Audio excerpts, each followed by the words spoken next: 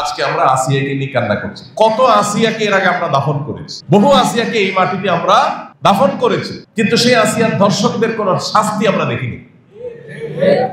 কোন আসিয়ার ধর্ষকদের দাফন আমরা করি নাই, আসিয়াদেরকে বহু দাফন আমরা করেছি। তো আসিয়ার ধর্ষকদের দাফন করার সুযোগ আমাদের হয় নাই, আসিয়াদেরকে দাফন আমরা করেছি। কয়দিন কাঁদবো, আবার আরেক আসিয়ার তৈরি হবে, আবার তাকে দাফন করব, আরেক আসিয়ার তৈরি হবে। সমাধান হবে না। সমাধান হতে হলে আল্লাহর শরিয়ার পথেই আপনাকে আসতে হবে। সেটা আজ হোক আর দুদিন পরে হোক, আজ হোক আর দুদিন পরে হোক, বিকল্প কোনো পথ খোলা নাই। যতদিন পর্যন্ত এই ধর্ষকদের জন্য কোরআন বর্ণিত সর্বোচ্চ শাস্তি মৃত্যুদণ্ড যতদিন পর্যন্ত বাস্তবায়ন না হবে, যারা ফাসাদ ফিল আরদ করছে, ইন্নামা জাযাউল লাযিনা ইউহারিবুনাল্লাহা ওয়া রাসূলাহু আন ইউকাত্তালু আও ইউসাল্লাবু আও তুকাত্তা আইদিহিম ওয়া আরজুলুহুম মিন খিলাফ আও ইউনফাউ মিনাল আরদ।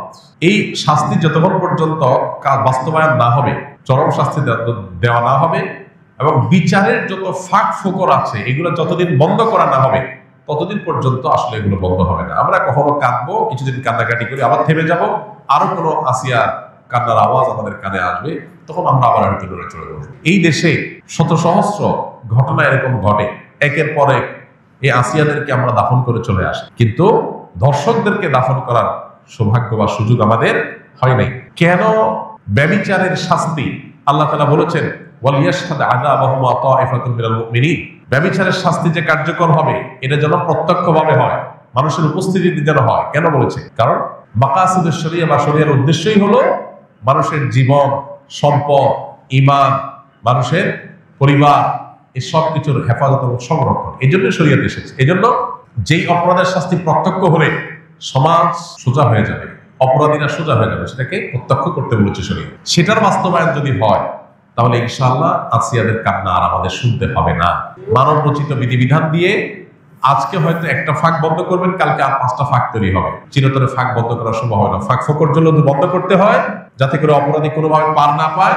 তাহলে আমাদেরকে অবশ্যই শরিয়া আইন বাস্তবায়ন করার দিকে যেতে হবে। কোন মুসলমান যদি শরিয়ার আইন বাস্তবায়ন না চায়, সে মুসলমানই না। আপনি যদি বলেন যে আমি শরিয়া চাই না, শরিয়া দ্বারা শাসিত হোক আমাদের দেশ বা আমি নিজে এটা চাই না, তাহলে আপনি নিজেকে মুসলমান দাবি করার কোনো নৈতিক অধিকার নাই।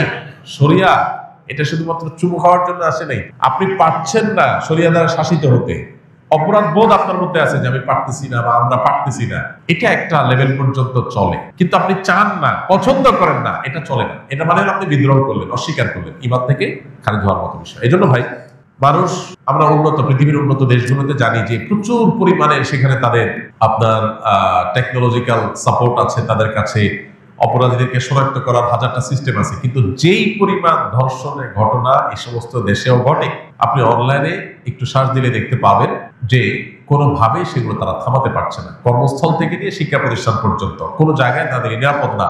নারীর নিরাপত্তা নিশ্চিত করবার জন্য শুধুমাত্র ইসলামের শরিয়ার বাস্তবায়নই না, ইসলামী বিধিবিধান এবং ইসলামী যে লাইফস্টাইল সেটা ফলো করা জরুরি। আপনি পর্ন সাইটগুলো সব ওপেন রাখবেন।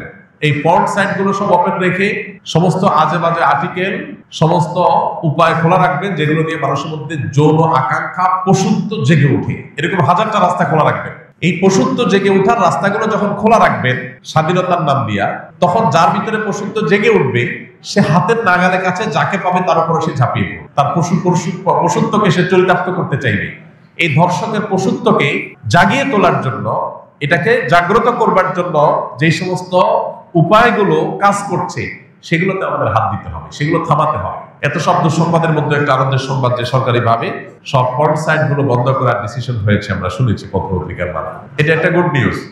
এখন আপনি বিজ্ঞাপনী, বিলবোর্ড, বিনোদন, উপন্যাস, বিভিন্ন নামে অনবরত যৌন অভ্যন্তরা সৃষ্টি করবেন, যৌন আকাঙ্ক্ষা মানুষের মধ্যে জেগে উঠে, এটার জন্য হাজারটা উপায় বের করবেন। এরপরে বলবেন সবাই নিজেকে নিয়ন্ত্রণ করা। এটা হাস্যকর। ইসলাম এই আইডিওলজিতে বিশ্বাসী না। ইসলাম বলে, আল্লাহ বলেছেন ওয়ালা তাকরাবুজ জিনা, তোমরা জেনার কাছেও যেও না, কারণ জেনার কাছে গেলে মানুষ জেনা থেকে ফিরে আসতে পারে না। এই জন্য আল্লাহ বলছেন চোখের হেফাজত করো। আল্লাহ বলেছেন কুল্লুল মুমিনিনা ইয়াগুদ্দু মিন আবসারিহিম, চোখকে অবনত রাখো। কেন? কারণ চোখ দিয়ে তুমি যদি বিজ্ঞাপনী, বিলবোর্ডে, পত্রিকার পাতায়, মোবাইল স্ক্রিনে, অনলাইনে, অফলাইনে কোনো পরনারীর সৌন্দর্য তুমি অবলোকন করো, অবলোকন করার পর তোমার মনের ভিতরে অস্থিরতা আসবে, তোমার মনের ভিতরে যৌন আকাঙ্ক্ষা চরিতার্থ করার চাহিদা জেগে উঠবে। এই যে জেগে উঠবে, এই জেগে ওঠার পর এটাকে নিয়ন্ত্রণ করাটা কঠিন কাজ, সবাই পারে না, কেউ পারে, কেউ অ্যাক্সিডেন্ট করে। এই জন্য শরীয়ত বলেছে নিয়ন্ত্রণ করতে, আর আজকের ভোগবাদী পৃথিবী বলছে অনিয়ন্ত্রিত করতে স্বাধীনতার নাম দিয়ে। আপনি মানুষকে লাগামহীন করে দিবেন, আবার বলুন সবাই যার যার যাকে নিয়ন্ত্রণ করো, এটা হাস্যকর, এটা সম্ভব না। এই জন্য দুইটা জিনিসের বাস্তবায়ন আসিয়াদের কান্নাকে থামাতে পারে। নাম্বার এক, আমাদের সমাজে নীতি নৈতিকতার যে ভিত্তি নড়বড়ে হয়ে গেছে, নামাজ কালাম পড়ে, কিন্তু ইসলামের অন্যান্য বিধিবিধান, চোখের হেফাজত করার জন্য ওইরকম পরিবেশ, ওইরকম এনভায়রনমেন্ট, এগুলো আমাদের দেশে নাই, এগুলো আমাদের মুসলমানদের সমাজ আজকাল নাই। না থাকার কারণে কি হয়েছে, মানুষ তার ভিতরে জোর আকাঙ্ক্ষা জেগে উঠছে, পশুত্ব জেগে উঠছে, ধর্ষকরা দর্শক হয়ে উঠছে। এই জন্য একদিকে ইসলামের এই অনুশাসন, বিধিবিধান, এগুলোকে কঠোরভাবে মেনে চলার জন্য চেষ্টা করতে হবে। পশ্চিমাদের শেখানো পথে আমরা স্বাধীনতার নাম দিয়ে মেয়েদেরকে পণ্যে পরিণত করব, তাদেরকে ভোগ্য পণ্যের মতো করে উপস্থাপন করব, ছেলেদেরকে আমরা তাদের যৌন আকাঙ্ক্ষাকে জাগ্রত করে তুলব, আবার অপরদিকে বলবো না সব মেয়েরা সেফ থাকতে হবে, তাদের কোনো কিছু হতে পারে না। এটা সাংঘর্ষিক এবং আপনার পরস্পর বিরোধী কাজ। এই জন্য একদিক থেকে ইসলামের অনুশাসন মানতে হবে, নীতি নৈতিকতা, এটা আমাদের সমাজে চর্চা বাড়াতে হবে। আর অপরদিকে এ ধরনের অপরাধকে সংগঠন করলে তার জন্য কোরআনের দেওয়া সর্বোচ্চ শাস্তি প্রকাশ্যে বাস্তবায়ন করতে হবে। এই দুইটা প্রচেষ্টা যদি সমান্তরাল ভাবে হয়, বিচার থেকে আইনের ফাঁকফোকর দিয়ে বের হওয়ার যত রাস্তা আছে এগুলো যদি বন্ধ করা হয়, ইনশাআল্লাহ এ ধরনের নির্মমতা কথা আমাদের শুনতে হবে না। আল্লাহ আমাদেরকে সে সুদিন দান করুন। আমরা যেন এই সমস্ত অনাচার, এই সমস্ত অবিচার, এগুলো থেকে আমাদের সমাজটাকে মুক্ত করতে পারি, সেই তৌফিক আল্লাহ তাআলা দান করুন।